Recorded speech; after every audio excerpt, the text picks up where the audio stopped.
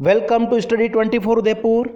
आज की क्लास में हम क्लास 12th मैक्रो इकोनॉमिक्स का एक पार्ट है, एक चैप्टर है theory of income output and employment. इस टॉपिक से रिलेटेड आपका जो aggregate demand, aggregate supply, excess demand और डेफिशिएंट डिमांड हो गया, इक्विलिब्रियम लेवल ऑफ जीडीपी या equilibrium level of income output and employment, ये जो आपका टॉपिक है, इस टॉपिक से संबंधित लगभग हम 60 एमसीक्यूज को आज की इस क्लास में हम सोल्व करेंगे और साथ ही साथ इनका जो डिस्क्रिप्शन है, ठीक है, इसका जो डिटेल एनालिसिस है वो हम करेंगे, जिससे आपके ज़्यादा से ज़्यादा जो टॉपिक हैं वो कवर हो जाए। तो चलिए स्टार्ट करते हैं। ये आपका एनसीईआरटी का सिलेबस हो गया, सीबीएसई का सिलेबस हो गया, या जो अदर स्टेट बोर्ड हैं जहाँ पे भी मैक्रो इकोनॉमिक्स आपके कोर्स में है, उन सभी के लिए आज का जो हमारा वीडियो है बहुत यूजफुल रहेगा। साथ ही साथ जो कॉम्पिटिटिव एग्जाम होते हैं,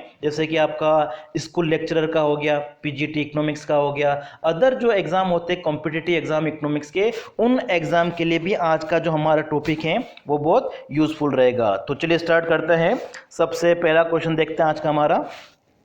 एग्रीगेट डिमांड रिफर्स टू, ठीक है, एग्रीगेट डिमांड का मतलब क्या हो गया, एक साल में हमारी इकोनॉमी में जितनी भी गुड्स हैं, सर्विसेज हैं, उन सब की डिमांड को हम क्या कहेंगे, एग्रीगेट डिमांड।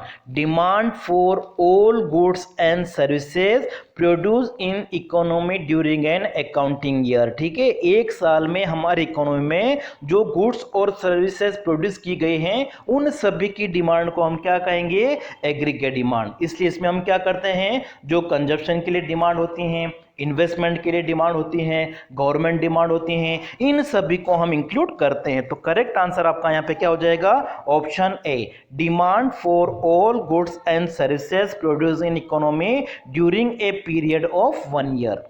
नेक्स्ट देखिए second, in an open economy aggregate demand is estimated as, ठीक है, ओपन इकोनॉमी का मतलब क्या होता है, जिसमें फॉरेन कंट्री के साथ में हम ट्रांजैक्शन करते हैं, मतलब एक्सपोर्ट और इंपोर्ट होता है।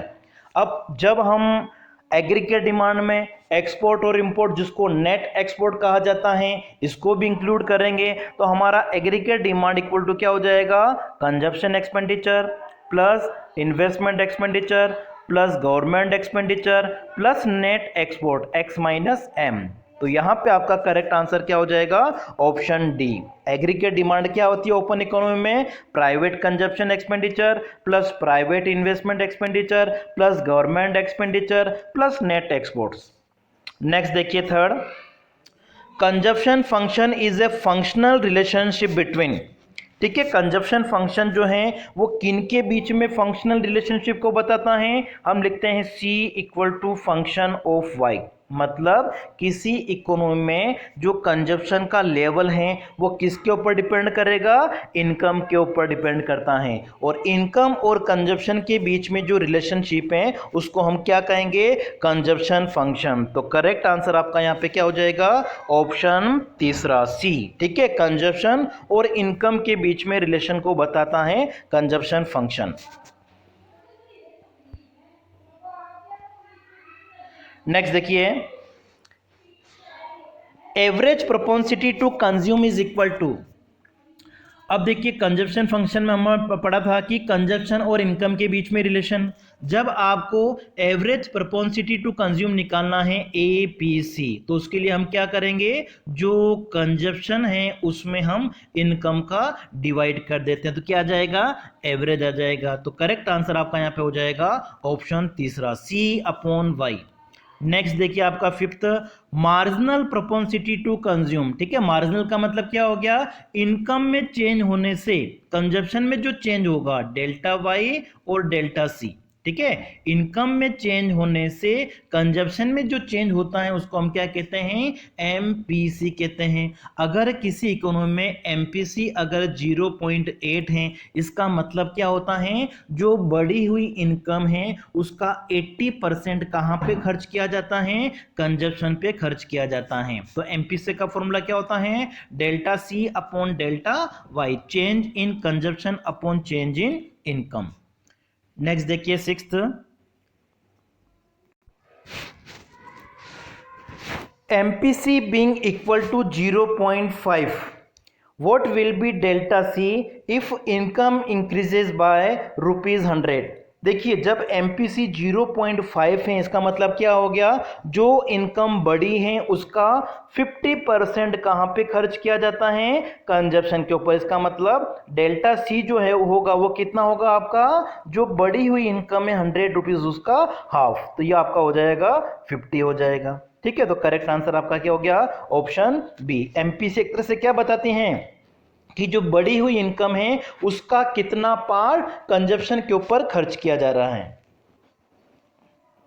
नेक्स्ट देखिए, इफ C इक्वल टू 450, ठीक है, कंजप्शन एक्सपेंडिचर कितना है 450 है और इनकम कितनी है 1000, the average propensity to consume APC कितना होगा। तो APC के लिए हम क्या करते हैं, C अपॉन Y, तो यहाँ पे C कितना है 450, इसमें हम डिवाइड कर देंगे किसका 1000 का, और 450 में अगर हम 1000 का डिवाइड करेंगे कितना आ जाएगा 0.45 आ जाएगा। ठीक है, 0.45, करेक्ट आंसर आपका ऑप्शन डी। नेक्स्ट देखिए, व्हेन एस चेंजेस फ्रॉम, ठीक है, एस का मतलब यहाँ पे क्या है सेविंग, सेविंग अगर -30 से -20 चेंज हो जाती हैं इसका मतलब डेल्टा एस क्या होगा। ठीक है, तो यहाँ पे डेल्टा एस इक्वल टू क्या हो जाएगा, देखिए -30 से -20 इतनी कम हो रही है। ठीक है, इसका मतलब जो सेविंग है वो +10 इंक्रीज हुई है। करेक्ट आंसर आपका हो जाएगा ऑप्शन बी। ठीक है, -30 से अगर -40 होती हैं तो -10 का चेंज होगा, लेकिन -30 से -20 होगी, इसका मतलब क्या हुआ +10 का चेंज हुआ है। तो करेक्ट आंसर आपका हो गया ऑप्शन बी। नेक्स्ट देखिए, saving function is functional relationship between, ठीक है, सेविंग फंक्शन जो होता है वो किसके बीच में फंक्शनल रिलेशन को बताता है, सेविंग और इनकम के बीच में, S equal to function of Y. देखिए कंजप्शन जो है वो भी इनकम के ऊपर डिपेंड करता है और सेविंग भी इनकम के ऊपर डिपेंड करती है। जैसे जैसे इनकम का लेवल बढ़ता है कंजप्शन भी बढ़ेगा, सेविंग भी बढ़ेगी, दोनों के बीच में पॉजिटिव रिलेशन होता है। तो S equal to function of Y, तो यहाँ पे करेक्ट आंसर आपका हो जाएगा option C, saving function saving और इनकम के बीच में फंक्शनल रिलेशनशिप को शो करता है। नेक्स्ट देखिए, the consumption function C equal to C bar plus B Y, the term C bar refers to, ठीक है, जो कंजप्शन फंक्शन होता है उसको हम अल्जेब्रिक फॉर्म में किस तरीके से लिखते हैं, C इक्वल टू C बार। ठीक है, C बार का मतलब क्या हो गया, जब इनकम जीरो है उस समय लोग क्या करते हैं, अपनी जो मिनिमम रिक्वायरमेंट है उसको पूरा करने के लिए कुछ ना कुछ तो कंज्यूम करेंगे, मतलब जो कंजप्शन है उसकी वैल्यू जीरो नहीं होगी। तो सी बार जो है आपका एक तरह से क्या बताएगा, जब इनकम का लेवल जीरो है उस समय कंजप्शन कितना हो रहा है। करेक्ट आंसर आपका क्या हो जाएगा इसमें, ऑप्शन ए। और प्लस आगे आ जाता है जैसे बी वाई, ठीक है, जिसमें बी का मतलब क्या होता है एमपीसी, और एमपीसी का मतलब बढ़ी हुई इनकम का कितना पार्ट कंजप्शन के ऊपर खर्च किया जा रहा है। ठीक है, बी इक्वल टू क्या हो गया आपका एमपीसी, जो क्या बताता है इनकम में चेंज होने से कंजप्शन में कितना चेंज हो रहा है, और वाई का मतलब क्या है यहाँ पे इनकम से है। नेक्स्ट देखिए 11, average propensity to save is equal to, APS क्या होता है, सेविंग और इनकम का रेशियो, ठीक है, एस अपॉन वाई। तो करेक्ट आंसर आपका हो गया ऑप्शन डी। नेक्स्ट देखिए, इफ एमपीएस इज 0.6, ठीक है, एमपीएस अगर 0.6 है इसका मतलब क्या हो गया, जो बढ़ी हुई इनकम है उसका 60% लोग क्या कर रहे हैं, सेव कर रहे हैं, ठीक है, बचा रहे हैं। तो what will be delta S when income increase by 50 rupees, अगर इनकम 50 रुपीज बढ़ जाती हैं तो एमपीएस अगर 0.6 है इसका मतलब 60% वो क्या कर रहे हैं, बचा रहे हैं। तो करेक्ट आंसर आपका क्या हो जाएगा, 50 का 60% कितना होता है 30 रुपीज, या आप चाहे तो ऐसे भी कर सकते हो, एमपीएस इक्वल टू क्या होता है delta S upon delta Y होता है, और एमपीएस कितना है 0.6 इक्वल टू डेल्टा एस आपको निकालना है तो डेल्टा वाई से आप इसको मल्टीप्लाई कर दोगे, डेल्टा वाई आपका कितना है 50 है, तो 50 को अगर हम 0.6 से मल्टीप्लाई करेंगे तो कितना आएगा ₹30। ठीक है, तो करेक्ट आंसर आपका हो गया ऑप्शन ए। नेक्स्ट देखिए, if MPC is 40%, MPS will be. देखिए एमपीसी और एमपीएस दोनों का सम टोटल कितना होता है, 1 होता है। अगर एमपीसी 40% है, ठीक है 40% है, तो एमपीएस कितना होगा, 60% होगा। तो करेक्ट आंसर आपका हो गया ऑप्शन बी, ये परसेंट में दे रखा है इसलिए। नेक्स्ट देखिए, if consumption function is C equal to B Y. ठीक है, लॉन्ग रन कंजप्शन फंक्शन होता है जिसमें देखिए आपका कंजप्शन फंक्शन होता है c equal to C bar plus B y. और अगर हम इस सी बार को नहीं लें, इसका मतलब ये क्या होता है, लॉन्ग रन कंजप्शन फंक्शन होता है c equal to B Y. ठीक है, सी जो है वो किसके ऊपर डिपेंड है, एमपीसी के ऊपर। तो what will B saving function, तो सेविंग फंक्शन आपका क्या हो जाएगा, तो देखिए एमपीसी और एमपीएस दोनों की टोटल क्या होती हैं, 1 होती हैं। अगर एमपीसी आपका बी है तो एमपीएस कितना होगा, 1 माइनस बी। ठीक है, दोनों की टोटल 1 होती हैं, एमपीसी और एमपीएस की। तो सेविंग फंक्शन में आपका यहाँ पे क्या आएगा, एमपीएस आएगा, मल्टीप्लाई हो जाएगा आपका वाई से। तो जब c equal to B Y है तो s इक्वल टू कितना होगा, 1 माइनस बी इंटू वाई। तो करेक्ट आंसर आपका हो गया ऑप्शन बी। नेक्स्ट देखिए, which of the following is correct. ठीक है, इनमें से कौन सा सही है, एमपीसी और एमपीएस की टोटल 1 होती है, बिल्कुल सही है। फिर 1 में से अगर हम एमपीएससी को माइनस कर दें एमपीएस आ जाएगा, ये भी सही है। 1 माइनस एमपीएस एमपीसी होता है, ये भी सही है। तो करेक्ट आंसर आपका क्या हो गया, ऑप्शन डी। ठीक है, बस यहाँ पे आपको ये फर्स्ट वाला जो रिलेशन है वो ध्यान रखना है। इसी से देखिए आपका क्या बन जाएगा, एमपीएस इक्वल टू 1। इस एमपीसी को आप उधर ले जाओगे तो क्या हो जाएगा, माइनस एमपीसी हो जाएगा। और अगर आप एमपीसी को यहीं लिखते हो और एमपीएस को उधर ले जाओगे तो क्या हो जाएगा, 1 माइनस एमपीएस हो जाएगा। तो इस तरीके से करेक्ट आंसर आपका हो जाएगा डी। नेक्स्ट है, if MPC equal to 0.4 and delta Y equal to 1000, what will be delta S. अब देखिए एमपीसी अगर 0.4 है तो एमपीएस कितना होगा, 0.6 होगा, क्योंकि दोनों की टोटल कितनी होती है, एमपीसी प्लस एमपीएस कितना होता है, 1 होता है, अभी हमने पढ़ा था ये। अब एमपीसी अगर 0.4 है तो एमपीसी कितना, एमपीएस कितना होगा, 0.6 होगा। और अगर इनकम में चेंज 1000 का हो रहा है तो एमपीएस, ठीक है, आपका जो डेल्टा एस है वो कितना होगा, तो डेल्टा एस आपका हो जाएगा 0.6 इंटू 1000 इक्वल टू कितना हो जाएगा, ये आपका 600। तो करेक्ट आंसर हो गया ऑप्शन सी। नेक्स्ट देखिए, the slope of S line is indicated by. देखिए जो हमने कंजप्शन फंक्शन पढ़ा था उसमें आपने लिखा था सी बार प्लस बी वाई। तो ये जो बी है, बी क्या होता है, एमपीसी, जो क्या बताता है, कंजप्शन कर्व का स्लोप बताता है।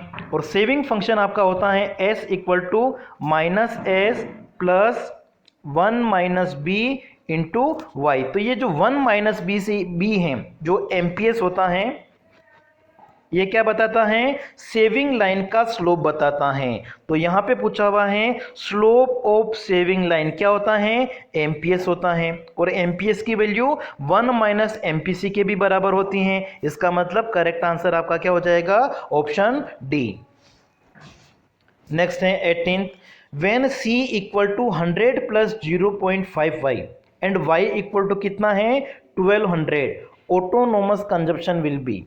देखिए आपका कंजप्शन फंक्शन होता है c equal to C bar plus B Y, जिसमें सी बार आपका क्या है, ऑटोनोमस कंजप्शन होता है। जब इनकम का लेवल 0 है उस समय जो भी कंजप्शन हो रहा है उसको हम क्या कहते हैं, ऑटोनोमस कंजप्शन कहते हैं। और उसको हम इस इक्वेशन में सी बार से रिप्रेजेंट करते हैं। तो सी बार आपका क्या है, ऑटोनोमस कंजप्शन है। तो इसमें सी बार की वैल्यू कितनी है, 100 है। तो करेक्ट आंसर आपका क्या हो गया, ऑप्शन ए। अगला देखिए, when C equal to 300 plus 0.8 Y and Y equal to 500, saving at zero income level will be. अब देखिए ये जो हमारा कंजप्शन फंक्शन है सी इक्वल टू सी बार, अब देखिए जो सी बार है वो एक तरह से क्या बता रहा है, जब इनकम जीरो है उस समय कंजप्शन कितना है, और जितना कंजप्शन होगा वही सेविंग नेगेटिव में आ जाएगी आपकी। जैसे इस 18 क्वेश्चन में अगर हम देखें तो यहाँ पर जो सेविंग है, ठीक है, वो कितनी है, जब इनकम का लेवल जीरो है उसमें सेविंग कितनी है, ये -100 हो जाएगी। इसी तरीके से इस कंजप्शन फंक्शन में सी बार कितना है 300, तो -300 क्या हो जाएगा आपका, सेविंग हो जाएगी। ठीक है, करेक्ट आंसर आपका हो गया, क्योंकि इनकम जब जीरो है लोग कंजप्शन के ऊपर कितना खर्चा कर रहे हैं, 300 रुपए, इसका मतलब जो सेविंग है वो नेगेटिव होगी, कितनी हो गई, -300। फिर देखिए break even point occurs when, ठीक है, ब्रेक इवन पॉइंट क्या होता है, जब इनकम जो होती है, जितनी इनकम है उतना ही कंजप्शन के ऊपर अगर खर्चा होता है, और सारी की सारी इनकम अगर कंजप्शन के ऊपर खर्च हो जाएगी, इसका मतलब उसमें सेविंग कितनी होगी, जीरो होगी। तो यहाँ पे आपका ये ऑप्शन भी सही होगा, ये ऑप्शन भी सही होगा, तो करेक्ट आंसर हो गया ऑप्शन आपका D, both B and C.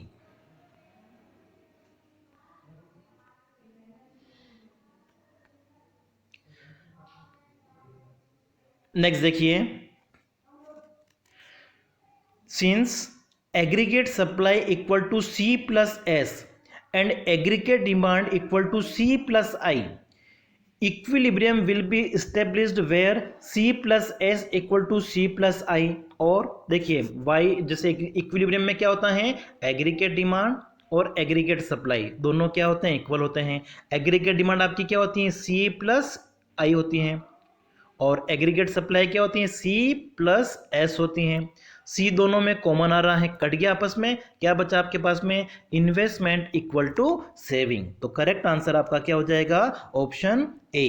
ठीक है, जब एग्रीगेट सप्लाई और एग्रीगेट डिमांड हमारे पास में दे रखी है C plus S equal to C plus I, तो इसका मतलब इन्वेस्टमेंट और सेविंग भी क्या है उस समय, इक्वल।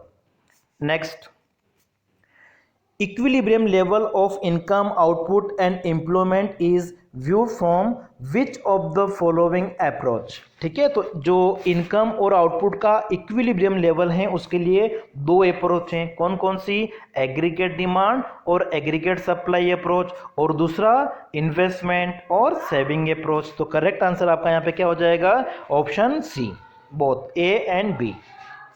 नेक्स्ट है, Keynes theory of GDP determination is based on the assumption of, ठीक है, किन्स की जो थ्योरी है, theory of income output and employment हम कह सकते हैं, या इक्विलिब्रियम जीडीपी कह सकते हैं, वो किसके ऊपर बेस्ड हैं, तो प्रोफेसर किन्स ने क्या माना था, क्लोज्ड इकोनॉमी, इसलिए उन्होंने क्या लिया था, एग्रीगेट डिमांड के लिए सी प्लस आई लिया था केवल। ठीक है, क्योंकि क्लोज्ड इकोनॉमी है, तो क्लोज्ड इकोनॉमी बिल्कुल करेक्ट है। फिर उनका जो एनालिसिस था वो शॉर्ट पीरियड एनालिसिस था, जिसमें टेक्नोलॉजी को कांस्टेंट एज्यूम किया है, और फिर जो एग्रीगेट सप्लाई होता है उसको परफेक्टली इलास्टिक भी एज्यूम किया था। तो यहां पे आपका करेक्ट आंसर हो जाएगा ऑप्शन डी। नेक्स्ट देखिए, on account of injection of aggregate demand equilibrium level of income. ठीक है, जब एग्रीगेट डिमांड में इंजेक्शन, ठीक है, इंजेक्शन का मतलब क्या हो गया, कुछ हम इंजेक्ट करते हैं जिससे कि कंजप्शन एक्सपेंडिचर बढ़े या इन्वेस्टमेंट एक्सपेंडिचर बढ़े, तो जब कंजप्शन एक्सपेंडिचर या फिर इन्वेस्टमेंट एक्सपेंडिचर अगर बढ़ेगा तो जो इक्विलिब्रियम लेवल है वो एक तरह से क्या होगा, बढ़ेगा। करेक्ट आंसर आपका यहां पे हो जाएगा ऑप्शन ए। नेक्स्ट देखिए, if aggregate demand increases, aggregate supply will increase only when there is, ठीक है, जब एग्रीगेट डिमांड बढ़ती है और इस डिमांड को पूरा करने के लिए एग्रीगेट सप्लाई कब बढ़ेगी, जब क्या होगा, इकोनॉमी के पास में एक तो एक्सेस कैपेसिटी होनी चाहिए, और दूसरा कुछ रिसोर्सेज ऐसे होने चाहिए जिनका यूज नहीं हो रहा है। अगर फुली यूटिलाइजेशन ऑफ रिसोर्सेज होगा तो फिर एग्रीगेट सप्लाई को नहीं बढ़ाया जा सकता है। तो एग्रीगेट डिमांड अगर इंक्रीज होती है तो एग्रीगेट सप्लाई कब इंक्रीज होगी, जब इकोनॉमी में एक्सेस कैपेसिटी होगी और जो रिसोर्सेज हैं उनका अंडर यूटिलाइजेशन हो रहा है। मतलब ए और बी दोनों करेक्ट हैं, इसलिए आपका आंसर हो जाएगा option D, both A and B. Next, increase in the level of employment lead to proportionate increase in output because, क्योंकि इसमें क्या एज्यूम कर लिया गया है, जो टेक्नोलॉजी है उसमें किसी तरीके का कोई चेंजेस नहीं होता है, क्योंकि किन्स का जो एनालिसिस था वो कौन सा था, शॉर्ट पीरियड एनालिसिस था। नेक्स्ट है Keynes discusses equilibrium level of output using the concept of autonomous investment. ठीक है, किन्स ने कौन सा लिया है, ऑटोनोमस इन्वेस्टमेंट लिया है, इस तरीके से जो इनकम के लेवल के ऊपर डिपेंड नहीं करता है, इनकम या प्रॉफिट से वो प्रभावित नहीं हो रहा है, इनकम बढ़े या कम हो जाए, लेकिन ये जो इन्वेस्टमेंट है वो क्या होता है, कांस्टेंट, जिसको हम क्या कहते हैं, ऑटोनोमस इन्वेस्टमेंट कहते हैं। नेक्स्ट है investment which is independent on the level of income is called. ठीक है, जो इन्वेस्टमेंट इनकम के लेवल पर डिपेंड नहीं करता है, उससे इंडिपेंडेंट होता है, उसको हम क्या कहेंगे, ऑटोनोमस इन्वेस्टमेंट। ठीक है, जो हमने डायग्राम बना रखा वही ऑटोनोमस इन्वेस्टमेंट को बता रहा है। नेक्स्ट है ex ante saving refers to. ठीक है, एक्स एंटे सेविंग का मतलब क्या हो गया, देखो एक्स एंटे जहां पे भी आ जाए उसका मतलब क्या हो गया, डिजायर्ड या प्लानिंग। ठीक है, तो desired saving during the period of 1 year. ठीक है, जिसमें लोग एक साल में जो पैसा बचा रख सकते हैं, ठीक है, उनकी जो डिजायर्ड है, या फिर जो प्लान करते हैं कि इतना पैसा सेविंग करना है, तो प्लान सेविंग भी कह सकते हैं, डिजायर्ड सेविंग भी कह सकते हैं, इसलिए करेक्ट आंसर आपका क्या हो जाएगा, ऑप्शन डी। और एक्स पोस्ट सेविंग होता, इसका मतलब क्या होता है, एक्चुअल सेविंग कितनी है। अगर एक्स पोस्ट कंजप्शन होता तो एक्चुअल कंजप्शन कितना है, एक्स पोस्ट अगर आपका इन्वेस्टमेंट होता तो एक्चुअल इन्वेस्टमेंट को बताएगा। एक्स एंटे इन्वेस्टमेंट का मतलब कि डिजायर्ड इन्वेस्टमेंट कितना है, प्लान इन्वेस्टमेंट कितना है। एक्स एंटे कंजप्शन का मतलब प्लान कंजप्शन कितना है, डिजायर्ड कंजप्शन कितना है। नेक्स्ट है मल्टीप्लायर। ठीक है, मल्टीप्लायर क्या बताता है, या इसको हम इन्वेस्टमेंट मल्टीप्लायर भी कह सकते हैं। इन्वेस्टमेंट में चेंज होने से इनकम में कितना चेंज होगा, K equal to delta Y upon delta I. Correct answer आपका हो जाएगा ऑप्शन बी। नेक्स्ट है if MPC equal to 0.9 the value of multiplier will be. ठीक है, मल्टीप्लायर की जो वैल्यू है वो एमपीसी के ऊपर भी डिपेंड करती हैं, k equal to 1/1 minus MPC. और अगर एमपीसी आपकी 0.9 है तो मल्टीप्लायर कितना हो जाएगा आपका, ये हो जाएगा 0.1 का अगर 1 में डिवाइड करोगे 10 आएगा आपका। ठीक है, करेक्ट आंसर आपका हो जाएगा ऑप्शन सी। अगला देखिए multiplier is estimated as. Multiplier को हम कैसे एस्टिमेट कर सकते हैं, 1/1 माइनस एमपीसी करके। ठीक है, करेक्ट आंसर आपका हो जाएगा ऑप्शन बी। और ये जो होता है वो किसके इक्वल होता है, 1/MPS के भी इक्वल होता है, के इक्वल टू। ठीक है, के इक्वल टू क्या होता है, 1/1 माइनस एमपीसी या 1/MPS भी कह सकते हैं। फिर देखिए नेक्स्ट आपका 13, अगर एमपीएस कितना है 1/4 the value of multiplier will be. ठीक है, तो 1/4 अगर हम यहाँ लिख दें एमपीएस की जगह, तो इसको ऊपर ले जाओगे क्या हो जाएगा, 4/1 मतलब 4। तो मल्टीप्लायर की वैल्यू कितनी होगी, 4 होगी। या 1/4 जो होता है वो किसके इक्वल होता है, 0.25 के इक्वल होता है। ठीक है, 1 में अगर आप 4 का डिवाइड करोगे कितना आएगा, 0.25 आएगा। और 1 में अगर आप 0.25 का डिवाइड करोगे तो कितना आ जाएगा, ये 4 आ जाएगा। तो करेक्ट आंसर आपका क्या हो गया, ऑप्शन ए। नेक्स्ट देखिए 14th, if MPC equal to 0 the multiplier will be. MPC 0 का मतलब क्या हो गया, बढ़ी हुई आय को बिल्कुल खर्च नहीं किया जा रहा है, कंजप्शन के ऊपर सारा पैसा बचा लिया जाता है। तो आपका जो मल्टीप्लायर है वो कितना हो जाएगा, 1/1 माइनस एमपीसी। और 1 माइनस एमपीसी का मतलब ये हो गया 0। 1/1 कितना आएगा, 1 आएगा। करेक्ट आंसर आपका क्या हो गया, ऑप्शन ए। नेक्स्ट है 15th, if MPC increases value of multiplier will B. अगर एमपीसी की वैल्यू बढ़ती है मतलब लोग बढ़ी हुई आय को कंज्यूम ज़्यादा अगर खर्च करेंगे कंजप्शन के ऊपर, तो जो मल्टीप्लायर है ठीक है उसकी वैल्यू भी क्या होगी, बढ़ेगी, इंक्रीज होगी। ऑप्शन आपका ए। नेक्स्ट है if marginal propensity to save decreases. MPC क्या हो रही, कम हो रही है, तो जो मल्टीप्लायर की वैल्यू है ठीक है वो क्या होगी, मतलब देखिए MPS लिखा हुआ मतलब लोग कम पैसा बचाएंगे, मतलब कंजप्शन के ऊपर वो ज्यादा खर्च करेंगे, एमपीसी ज्यादा होगी, और एमपीसी ज्यादा होगी तो क्या होगा, मल्टीप्लायर की वैल्यू भी ज्यादा होगी। तो यहाँ पे भी आपका करेक्ट आंसर क्या हो जाएगा, ऑप्शन ए। अगर एमपीसी बढ़ती है या फिर एमपीएस अगर कम होता है तो मल्टीप्लायर की वैल्यू क्या होगी, बढ़ेगी। नेक्स्ट है, if MPC equal to MPS the value of multiplier will be. MPC और एमपीएस दोनों बराबर हैं, हमने पढ़ा था एमपीसी और एमपीएस दोनों की टोटल कितनी होती है, 1, और दोनों इक्वल कब होंगे, जब दोनों की वैल्यू कितनी होगी, 0.5 होगी, तभी दोनों इक्वल होंगे। और जब एमपीसी या एमपीएस 0.5 हैं तो मल्टीप्लायर कितना होगा आपको, तो मल्टीप्लायर आप चाहो तो 1/1 माइनस एमपीसी से निकाल लो या 1/एमपीएस से निकाल लो। 1/एमपीएस कितना आपका 0.5 है, तो ये कितना आ जाएगा, 2 आ जाएगा। तो करेक्ट आंसर आपका हो गया ऑप्शन सी। नेक्स्ट देखिए 18th, if entire additional income is converted into additional consumption the value of multiplier will be। मतलब जो बढ़ी हुई इनकम है वो सारी की सारी कंजप्शन के ऊपर खर्च कर दी जाती हैं, तो ऐसी कंडीशन में मल्टीप्लायर क्या होगा। तो देखिए मल्टीप्लायर आपका होता है 1/1 माइनस एमपीसी, और बढ़ी हुई सारी इनकम अगर कंज्यूम कर रही है तो एमपीसी कितना होगा, 1 होगा, और 1 माइनस 1 करोगे कितना आ जाएगा, 0, और 0 का डिवाइड करने पर कितना आता है, इनफाइनाइट आएगा। ठीक है, तो करेक्ट आंसर आपका क्या हो जाएगा, ऑप्शन डी।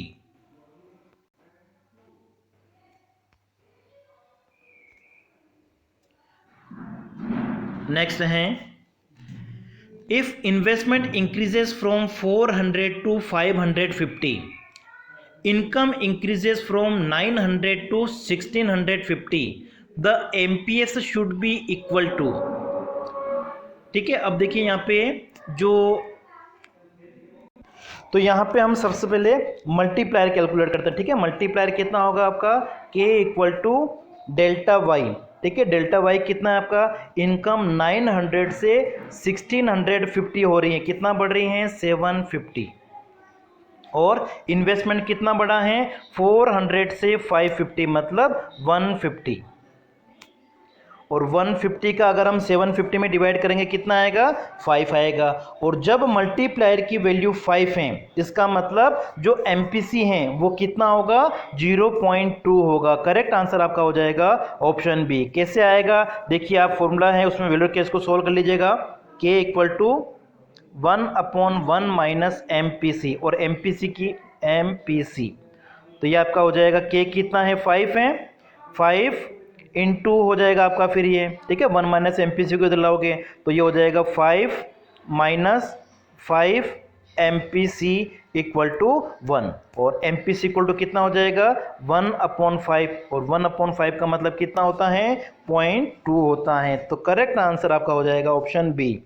नेक्स्ट है, income increases from 2500 to 3900 and autonomous investment increases by 350, the MPC should be। तो देखिए यहाँ पे इन्वेस्टमेंट 350 बढ़ रहा है और इनकम कितनी बढ़ रही है, 2500 से 3900। तो यहाँ पे देखिए इनकम में जो चेंज हुआ है वो कितना हुआ है, 1400 का, और ये आपका है 350। अब 1400 में आप क्या करोगे, 350 का डिवाइड कर दोगे तो ये आपका कितना आ जाएगा, 4 आ जाएगा। ठीक है, मल्टीप्लायर कितना आ गया, 4, और मल्टीप्लायर 4 आ गया है तो एमपीसी कितना होगा, तो एमपीसी के लिए आप वही फॉर्मूला यूज करना, के इक्वल टू 1/1 माइनस एमपीसी। ठीक है, के की जगह आप 4 लिख दोगे और फिर इस इक्वेशन को सोल्व करोगे तो कितना आ जाएगा, 0.75 आ जाएगा। नेक्स्ट आपका है natural unemployment occurs due to. ठीक है, नेचुरल अनएम्प्लॉयमेंट जो होता है वो किस वजह से आता है कि एक जॉब से दूसरी जॉब में जाने में कुछ टाइम लगता है, और जब इकोनॉमी में जो टेक्नोलॉजी होती है उसमें चेंज आ जाता है। तो यहाँ पे बी और सी दोनों करेक्ट आंसर है, इसलिए आपका हो गया option D, both B and C. Next है frictional unemployment occur due to, ठीक है। फ्रिक्शनल अनएम्प्लॉयमेंट क्या होता है, एक जॉब से दूसरे जॉब में जाने में जो टाइम लगता है जैसे, ठीक है, वो इमोबिलिटी ऑफ लेबर की वजह से हो सकता है। ऑप्शन आपका ए। नेक्स्ट है structural unemployment occur due to, ठीक है। स्ट्रक्चरल अनएम्प्लॉयमेंट जो होता है वो किस वजह से आता है कि जो टेक्नोलॉजी होती है उस टेक्नोलॉजी में चेंज होने की वजह से। तो यहां पे करेक्ट आंसर आपका क्या हो जाएगा, ऑप्शन ए, ठीक है, चेंज इन टेक्नोलॉजी। नेक्स्ट आपका है डेफिशिएंट डिमांड लीड्स टू, ठीक है। डेफिशिएंट डिमांड का मतलब क्या हो गया कि जब एग्रीगेट डिमांड कम होती है एग्रीगेट सप्लाई से, तो उसको हम क्या कहते हैं, डेफिशिएंट डिमांड कहते हैं। और इस वजह से इकोनॉमी में क्या होता है, डिफ्लेशनरी गैप आ जाता है। तो यहां पे आपका करेक्ट आंसर क्या हो जाएगा, ऑप्शन ए, ठीक है। ये नहीं होगा, ऑप्शन ए होगा डिफ्लेशनरी गैप, ठीक है। डेफिशिएंट डिमांड जब होती है तब क्या आएगा आपका, डिफ्लेशनरी गैप।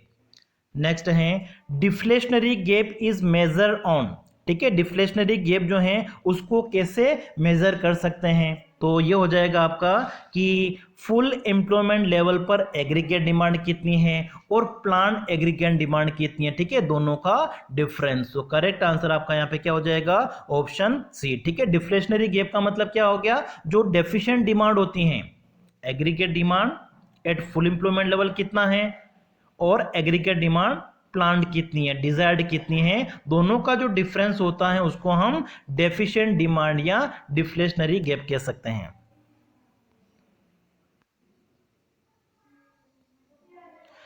नेक्स्ट है excess demand refers to a situation when, ठीक है। एक्सेस डिमांड क्या होता है, जब फुल एम्प्लॉयमेंट लेवल पर एग्रीगेट डिमांड एग्रीगेट सप्लाई से ज्यादा होती है।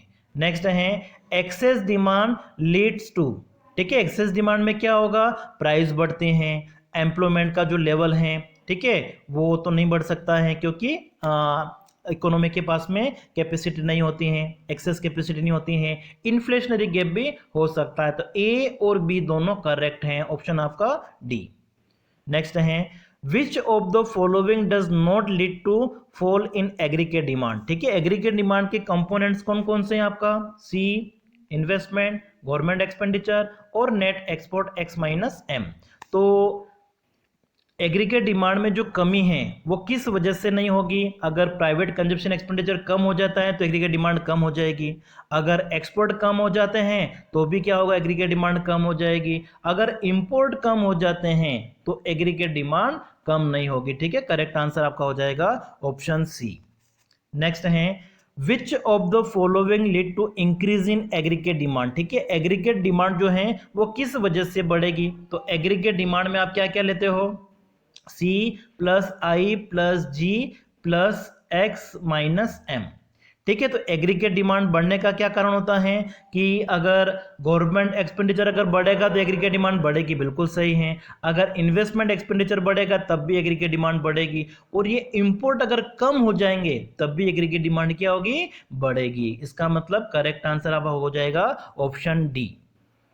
नेक्स्ट है इन्फ्लेशनरी गैप, ठीक है। इन्फ्लेशनरी गैप एक तरह से क्या होता है, rises the level of output, B आपका है does not impact the level of output, rises the general price level, ठीक है। इससे क्या होगा, एक तो आउटपुट के ऊपर किसी तरह का कोई इफेक्ट नहीं पड़ेगा, और दूसरा जो प्राइस लेवल है वो क्या होता है, बढ़ता है। तो करेक्ट आंसर आपका क्या हो जाएगा, ऑप्शन डी।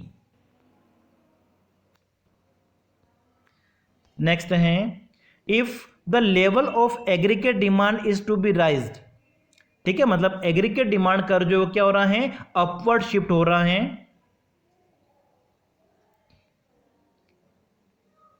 ये अपवर्ड शिफ्ट हो गया यहाँ पे, ठीक है। तो इसका मतलब क्या होता है, इंक्रीज इन ऑटोनोमस इन्वेस्टमेंट, ये भी हो सकता है, increase in autonomous consumption expenditure, ये भी हो सकता है, बी और सी सॉरी ए और बी दोनों हो सकते हैं। तो करेक्ट आंसर आपका हो गया ऑप्शन सी। नेक्स्ट है revenue and expenditure policy of the government to correct the situation of excess and deficient demand is known as, ठीक है। डेफिशिएंट डिमांड और एक्सेस डिमांड को कंट्रोल करने के लिए गवर्नमेंट क्या करती हैं, जो रेवेन्यू मतलब गवर्नमेंट की जो टैक्सेशन पॉलिसी होती हैं और जो एक्सपेंडिचर पॉलिसी होती हैं उसको अगर वो यूज करते हैं उसको हम क्या कहते हैं, फिस्कल पॉलिसी कहेंगे।